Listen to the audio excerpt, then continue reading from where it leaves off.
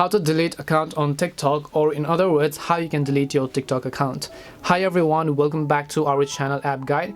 In today's video, I'll simply guide you on how you can actually delete your TikTok account, so make sure to watch the video till the end.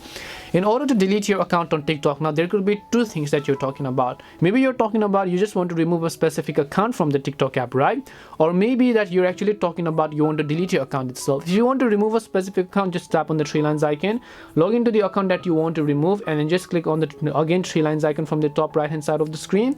Then once you tap on three lines, go to settings and privacy, scroll down, then click the option called log out in order to remove that account from the list. Now if you're talking about deleting an account, then what you need to do is first of all just open up TikTok again, right? Tap the three lines icon, go to settings and privacy, then you want to go to account. Once you go to account, here you'll find deactivate or delete account, so you just want to tap on deactivate or delete account.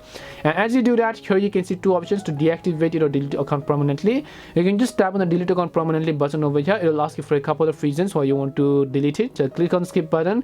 You can simply go ahead and actually download your TikTok data, click on continue. It'll ask you to verify the code, do that, and your TikTok account will be deleted.